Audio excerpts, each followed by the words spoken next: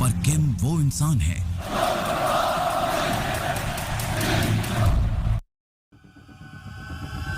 आपने कभी सोचा है अगर एक दिन आपको कहा जाए कि आप अपनी मर्जी से बात नहीं कर सकते, फोन नहीं रख सकते, यहाँ तक कि हंस भी नहीं सकते, तो क्या आप जिंदा रह पाएंगे? सोचिए एक ऐसा देश जहाँ इंटरनेट नहीं, आजादी नहीं और डर ही जिंदगी है, जहाँ एक गलती पर पूरा परिवार गायब हो जाता है, कोई पूछने वाला नहीं, कोई सुनने वाला नहीं। सोचिए अगर आपके अपने देश की बॉर्डर आपके लिए ही कब्रगाह बन जाए तो क्या आप आजादी के लिए जान दांव पर लगाएंगे? यही कहानी है एक जवान की।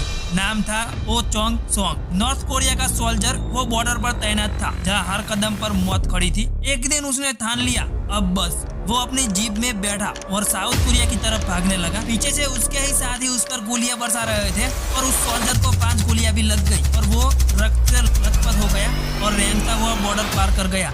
और जब साउथ कोरिया के सैनिकों ने उसे उठाया तो वो बेहोश हालत में था, लेकिन जिंदा था। डॉक्टर ने कहा उसके शरीर में कीड़े और कोर्न के दाने मिले, शायद महीनों से भूखा था। जब वो होश में आया तो पहली बार टीवी देखा, पहली बार हंसते हुए बच्चे देखे और उसने कहा मैंने आज जिंदगी देखी पहली बार। अब सवाल आपसे, अगर एक सैनिक जिसके पास बंदूक थी वो भी अपनी सरकार से भागा, तो एक बार आप सोच कर देखिए नॉर्थ कोरिया में आम लोग क्या झेल रहे होंगे, उन्हें आजादी कब मिलेगी?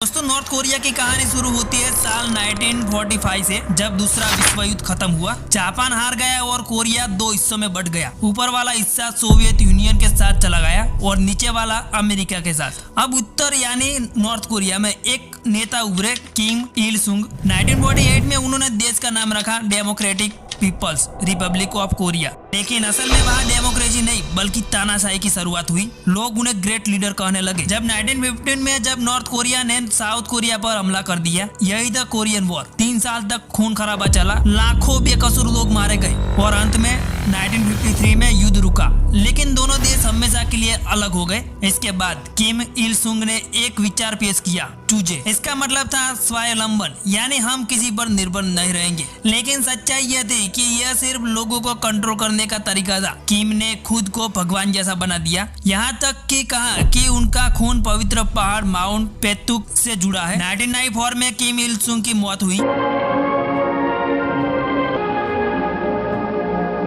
उनका बेटा किम जोंग इल नेता बन गया, जिसे डियर लीडर कहा गया। फिर 2011 में किम जोंग इल की मौत के बाद उसका बेटा किम जोंग उन सत्ता में आया और अब वो कहलाता है सुप्रीम लीडर। यानी पिछले 17 सालों से एक ही परिवार, दादा, पिता और अब बेटा, नॉर्थ कोरिया पर राज कर रहा है और ये दुनिया की सबसे लंबी चल रही तानाशाही राजाशाही है और इस राज्य में पूरा देश एक खुले जेल में बदल चुका है। दोस्तों, नॉर्थ कोरिया में हालात बहुत डरावने हैं। अनुमान है कि 2 लाख लोग राजनीतिक जेल कैंप्स में है। एम्निटी इंटरनेशनल की 2011 रिपोर्ट कहती है कि ये कैंप्स 1915 से चल रहा है। यहाँ कोई जमानत या ट्रायल नहीं है, बस गिल्ट बाय एसोसिएशन। यानी अगर आपके पिता या भाई ने सरकार की क्रिटिसिज्म की तो पूरा परिवार जेल में चला जाता है। एग्जाम्पल के लिए योदोक कैंप, किम यंग सुन जो 9 साल की उम्र में यहाँ जेल हुई थी, कहती है सूरज उगने से पहले उठना, फिर पूरे दिन लकड़ी काटना। और वो कहता है कि भूख से मेरे माता पिता मर गए और मुझे उन्हें कांच में लपेट कर दफनाना पड़ा। एक रिपोर्ट के मुताबिक कैदियों को टॉर्चर, फोर्स लेबर और रेप झेलना पड़ता है।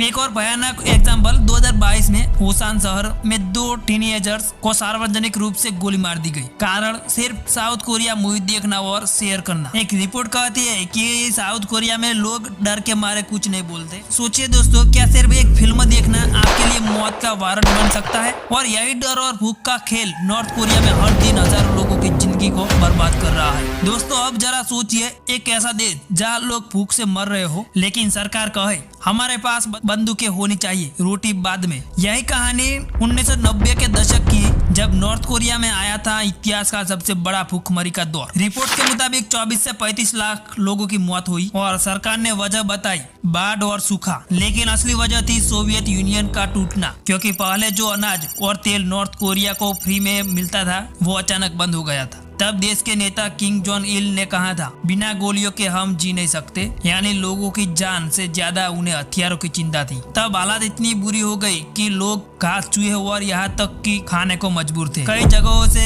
मानव भक्षण की रिपोर्ट्स आई कि एक डिफेक्टर भागे हुए नागरिक लियोन से वो बताती है, स्कूल बंद कर दिए गए थे, हमें ट्रेच खोजने भेजा गया, हमें लगता था जल्द ही कोई बड़ा युद्ध आने वाला है। आज भी हालत सुधरे नहीं है। एक रिपोर्ट के मुताबिक 40% आबादी आज भी भूख से जूझ रही है और कोविड लॉकडाउन ने हालात और भी खराब कर दिए थे। एक रिपोर्ट बताती है कि नॉर्थ कोरिया में भूख आज भी गंभीर समस्या है। कई छोटे गाँवों में लोग इतने कमजोर है कि भूख और कुपोषण आम है। पड़ोसी या परिवार के सदस्य मर रहा है, लेकिन डर या नियंत्रण की वजह से लोग चुप रहते हैं। लोग मदद मांग नहीं सकते। सरकार निगरानी और दमन की वजह से किसी की जान बचाने के लिए आवाज उठाना खतरे में पड़ना है। यही नॉर्थ कोरिया की तानाशाही और डर की सच्चाई को दिखाता है। अब सोचिए दोस्तों, अगर आपके घर में चावल न हो तो क्या आप घास खाएंगे? क्या यह आजादी है या सजा? दोस्तों अब बात करते हैं कुछ सच्ची कहानियों की। ऐसी कहानियां जो डर, भूख और आजादी तीनों का असली मतलब बताती है। पहली कहानी योनमी पार्क की। वो भूख से तंग आकर नॉर्थ कोरिया से भागी, लेकिन आजादी नहीं मिली। चीन में उन्हें बेच दिया गया। आखिरकार वो किसी तरह साउथ कोरिया पहुंची।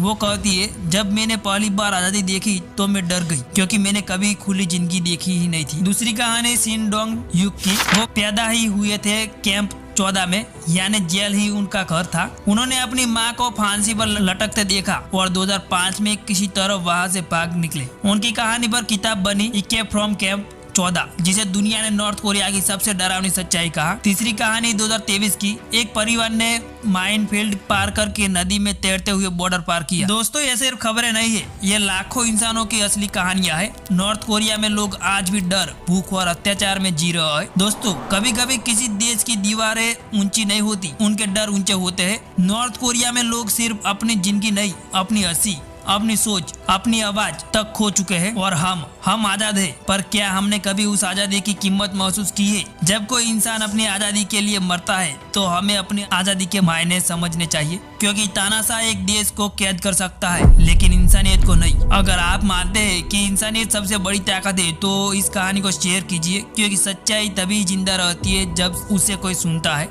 जय हिंद।